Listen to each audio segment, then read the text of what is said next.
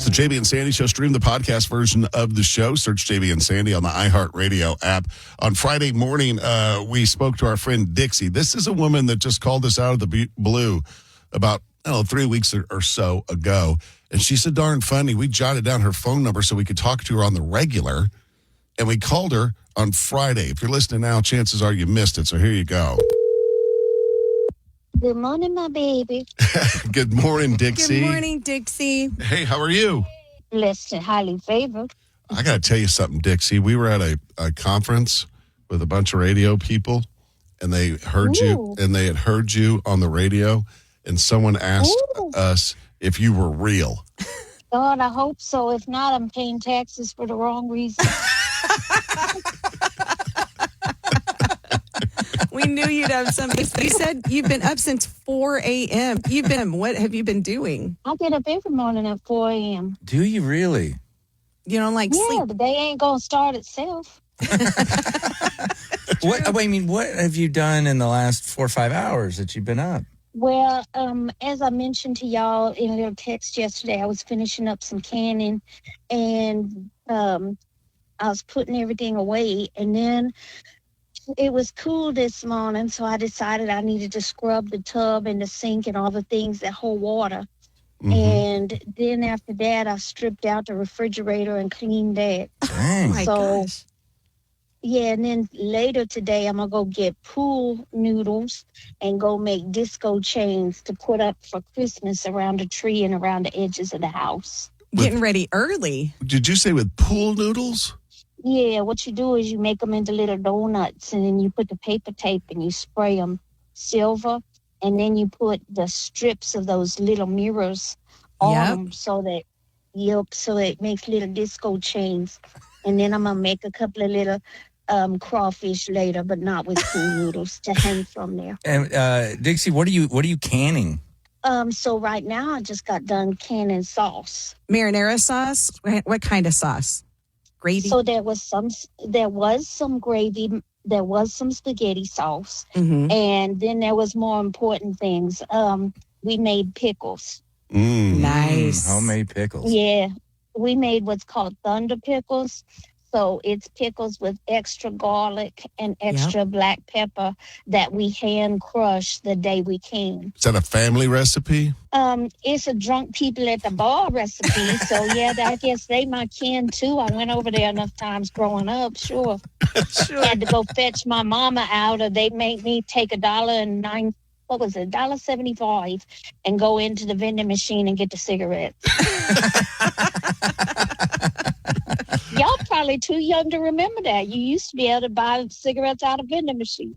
Don't smoke, kids. I remember that. I remember going to that with a note. Mm-hmm. No. That's a note is if you want a counter service. This is just to go in the bar and get them out the machine. My gosh, Dixie, you will have done more today than I would do in 5 days. You're busy. No, that's not true. You do stuff. You just don't think about you doing stuff. Yeah, but I like to lay down a lot too, so.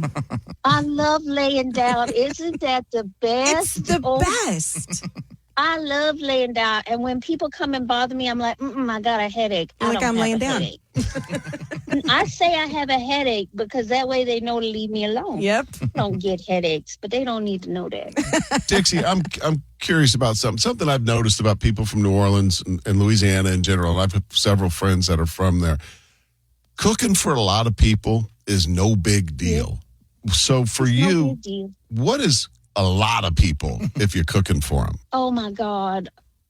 I guess once you hit about 110, 120, that would be a lot. Yeah. Wow, what was the occasion? A cousin was about to have an illegitimate baby, and then the daddy got reminded by her daddy that they needed to be married, so we had an impromptu reception. Oh. Well, it's always fun visiting with you. Thanks for taking time away from your cannon duties to talk to us. Yeah, I got to go do some other stuff now. I mean, it's not even 10 o'clock. I got a full day. I'm going to bed at 10:30, getting up at 4. So it's busy times. It is busy times. Bye, Dixie. Have a great day. Thanks, baby. Bye. Connect with the show on Facebook at 98.1 KVET. 20 minutes until 8 o'clock. It's kind of like follow-up morning here on Monday. Remember we talked to Friday, we spoke to Steve, and he was heading up to Choctaw Casino in Oklahoma. Mm-hmm. We spoke with him. He's on the phone with us right now. Let's get a little follow-up on that. Steve, you're back, man. How was your trip to the casino? Did you take him down? Oh, heck no, man. You know that don't happen. They took me down and they kicked me.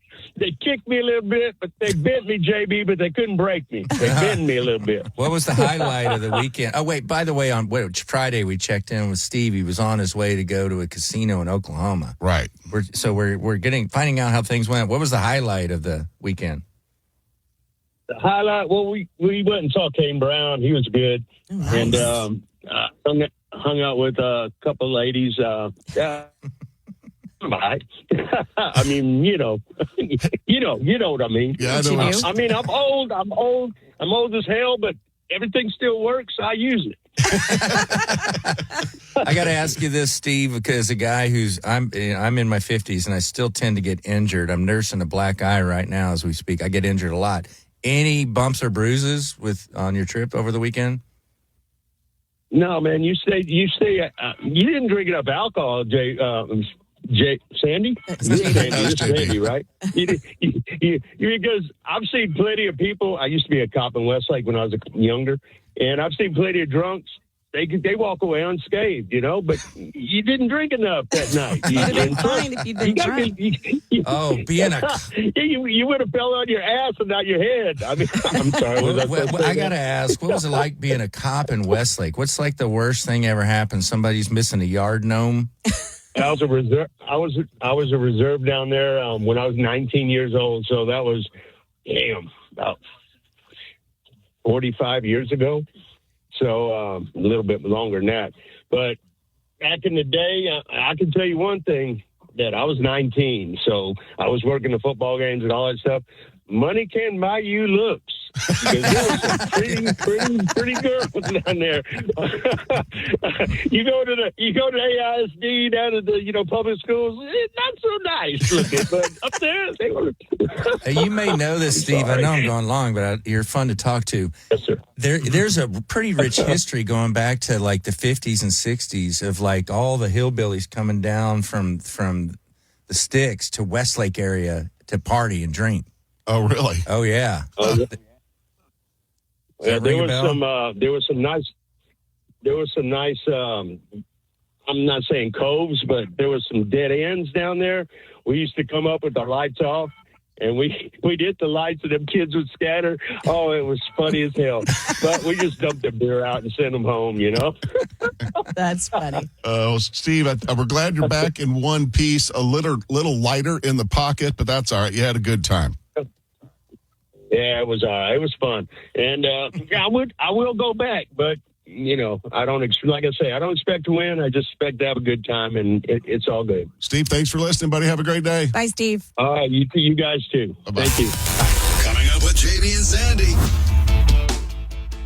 Our last laugh of the hour from Bill Maher over the weekend, talking about the new UFO files that have been released.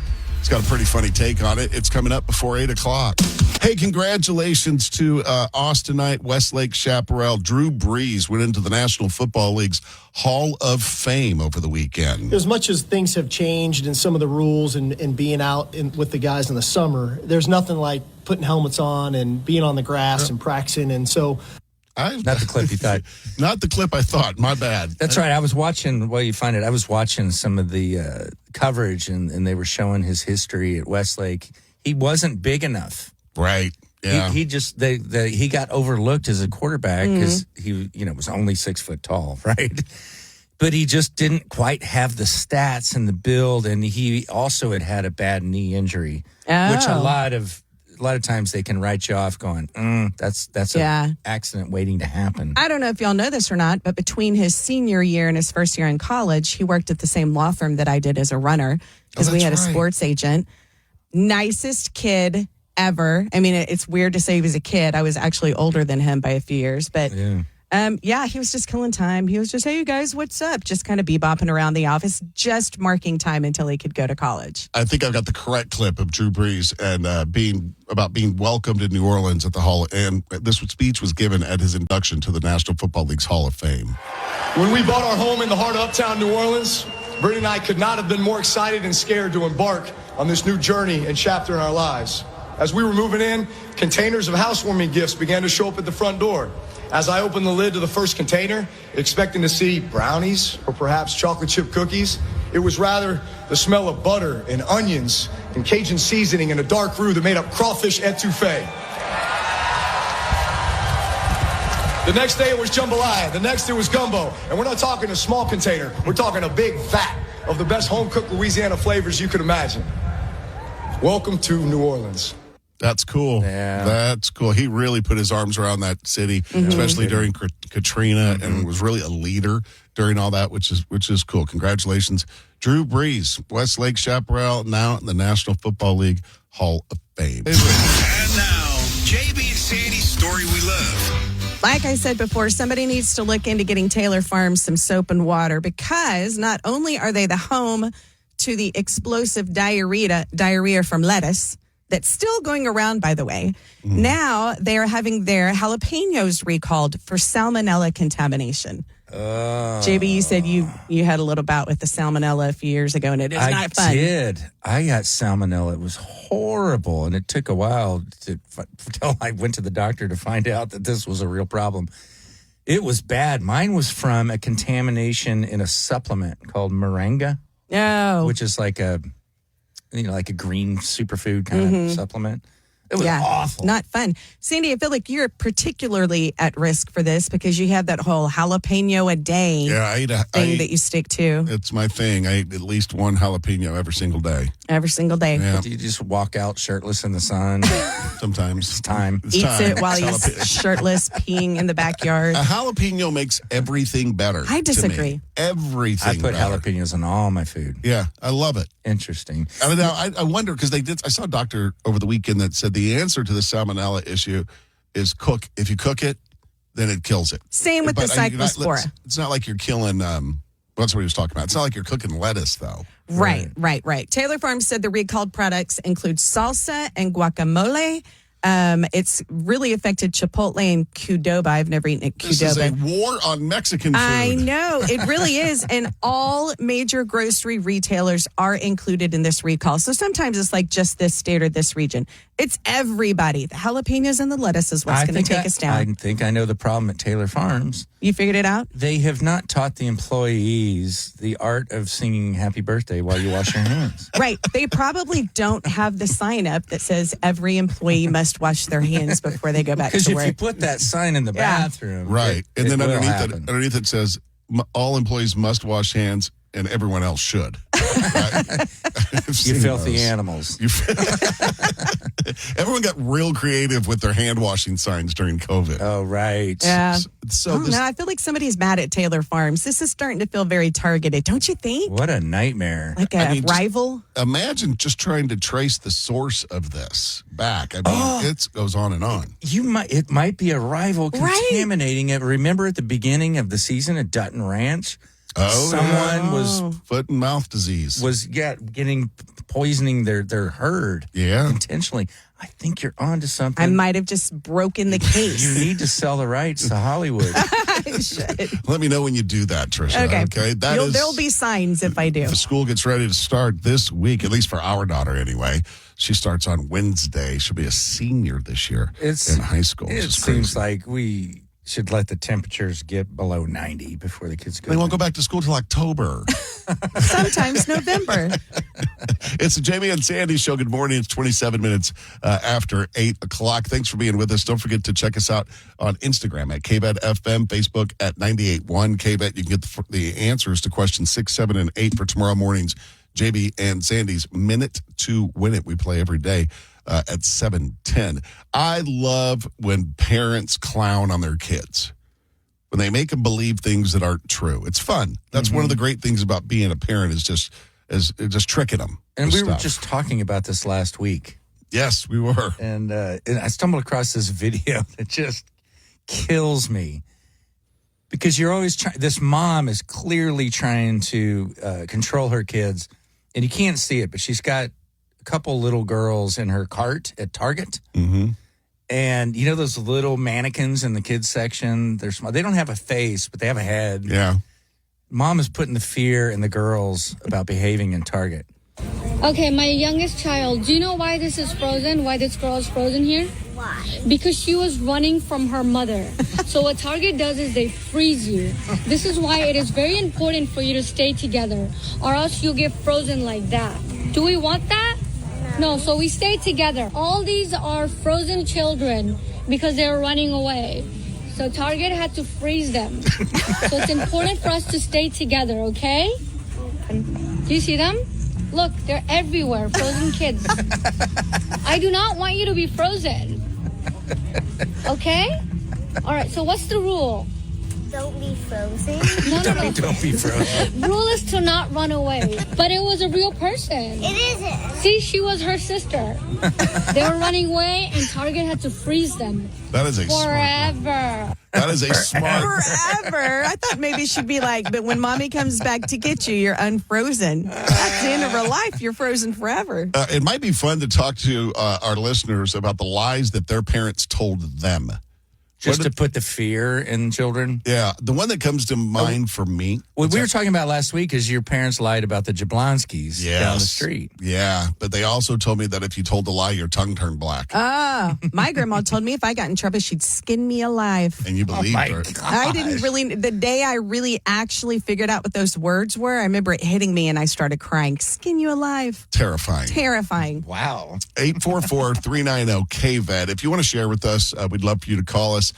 Tell us what lies your parents told you when you were growing up, mostly in order to get you to act right. Mm-hmm. What did you remember one off the top of your head, JB? I don't recall. I was a well-behaved kid. I'm not going to lie. Were you really? I feared my parents.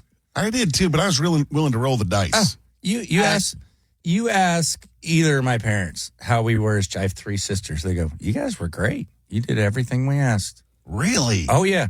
Time to go to bed. We'd stand up and go to bed. I was good because of that whole skinning alive fear. Connect with the show on Instagram at KVETFM. Chuck, what did your mom tell you? My mom, when we were kids growing up in Arlington, Texas, that in the winter months, the dry cereal was not, they didn't sell it in the grocery stores. We could only eat oatmeal, cream of wheat, the hot stuff. That sounds like my mom a little bit. And so one day we were in the grocery store and we passed by, mistakenly, my mother passed by the cereal aisle and my sister and I started yelling, "It's summertime," because all the cereal was on the shelves. She got so embarrassed that she left the store. Here's my question. You warm cereal eaters. Yeah. Who are the crazy people eating malto meal? Ugh. Did you ever I have don't that? know.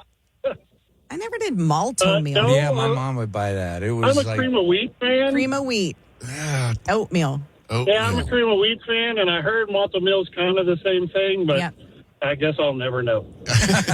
Chuck, thanks for calling, man. Have a great day. Every day we wrap up the show, some of the things we learned and maybe some of the things you missed. Trisha keeps track. What you got? So Donna played our Minute to Win It game today. She did not answer all 10 questions in under a minute. But we are going to, that means we'll have a pair of Thomas Rhett tickets to give away tomorrow. Yep. And get the answers to questions 7 and 8 on our social media, at KBET-FM on Instagram, at 98.1 KBET on Facebook. We found out today that Drew Brees was inducted into the Hall of Fame, and Austinite went to Westlake. And we talked about little old Drew Brees coming from Austin, Hall of Famer, bigwig now. You just said that twice. I know. Oh, okay. Sorry. Just reiterating. Congratulations to Drew Brees. Yeah, That's very, very huge congratulations. very a young player that was highly overlooked. Very by much so. A lot of people. He stuck it to them. Yeah. Because they said he was too little. Little, and he had an injured knee in high school. They're worried that's going to give out on him. But, man. And he made New Orleans home. Mm-hmm. Yeah, he did. And then finally we talked to Dixie. Can't get enough of our listener, Dixie. She is absolutely hysterical. And actually, I've got a little clip of her right here. If you want to hear more of Dixie, you can get it on our podcast. Search JB and Sandy on the iHeartRadio app. A cousin was about to have an illegitimate baby. And then the daddy got reminded by her daddy that they needed to be married. So we had an impromptu reception. Stream the podcast to get the full conversation with Dixie. Have a great day. Angie is in next. We'll see you tomorrow. Bye-bye.